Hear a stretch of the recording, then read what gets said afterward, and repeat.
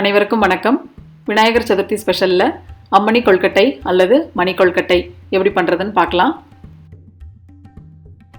அம்மணி கொழுக்கட்டை செய்வதற்கு தேவையான பொருட்கள்: கொழுக்கட்டை மாவு எவ்வளவு வேணுமோ அவ்வளோ எடுத்துக்கலாம். இதுக்கு அளவெல்லாம் எதுவும் கிடையாது.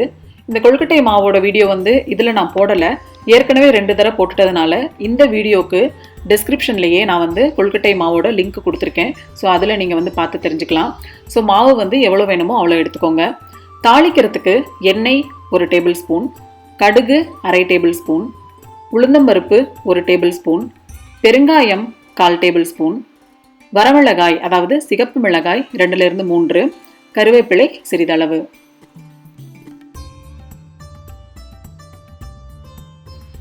முதல்ல தேவையான அளவு கொழுக்கட்டை மாவு எடுத்துக்கலாம். கொழுக்கட்டை மாவை நல்லா சப்பாத்தி மாவு பதத்துக்கு பிசைஞ்சு எடுத்துக்கலாம். அதை சின்ன சின்ன உருண்டைகளாக பிடிக்க போகிறோம். உங்களுக்கு மணி கொழுக்கட்டை எப்போதுமே சின்ன சின்னதாக குட்டி குட்டியாக இருக்கும். அந்த மாதிரி சின்னதாக உருண்டிக்கோங்க. இல்லை உங்களுக்கு எவ்வளோ பெரிய சைஸ் வேணுமோ அவ்வளோ சைஸ் உருட்டிக்கலாம். இது மாதிரி எல்லா கொழுக்கட்டைகளையும் உருட்டி எடுத்துக்கலாம். ஒரு இட்லி தட்டில் எல்லா குழியிலையும் கொஞ்சம் எண்ணெய் தடவிட்டு நம்ம உருட்டின அந்த மணி கொழுக்கட்டைகளை அதில் போட்டுடலாம்.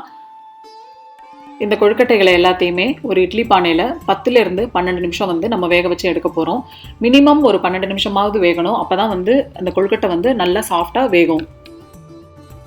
இப்போ பாருங்கள், கொழுக்கட்டை சாஃப்டாக நல்லா வெந்தாச்சு. ஒரு பேனில் எண்ணெய் சேர்த்து காஞ்சதுக்கு அப்புறமா கடுகு பொரிக்க விடலாம். படபடன்னு பொரிஞ்சதுக்கு அப்புறம் உளுந்தம்பருப்பு ஆட் பண்ணிடலாம். சிகப்பு மிளகாய் சேர்க்கும் போது 1-2 கிள்ளி போடுங்க. கொஞ்சம் கருவேப்பிலை, வாசனைக்கு பெருங்காயத்தூள் எல்லாம் சேர்த்துட்டு ஒரு வணக்கிட்டு தேங்காய் ஆட் பண்ணிடலாம். இப்போ 1 கப்பு மணிக்கொழுக்கட்டை இருந்ததுன்னா அதுக்கு ஒரு 1/4 கப்பு தேங்காய் துருவல் கரெக்டாக இருக்கும். ஸோ தேங்காய் துருவல் போட்டுட்டு வணங்கிட்டு தேங்காய் வாசனம் வரும்போது நம்ம அந்த வேக வச்சிருக்கிற கொழுக்கட்டைகளை சேர்த்துடலாம்.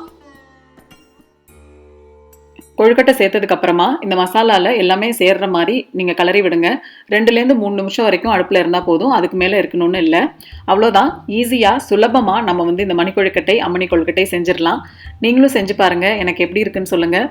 இந்த வீடியோ உங்களுக்கு பிடிச்சிருந்ததுன்னா கௌஷிஸ் கிச்சன் சேனலுக்கு மறக்காமல் சப்ஸ்கிரைப் பண்ணுங்கள். தேங்க்யூ ஃபார் வாட்சிங்.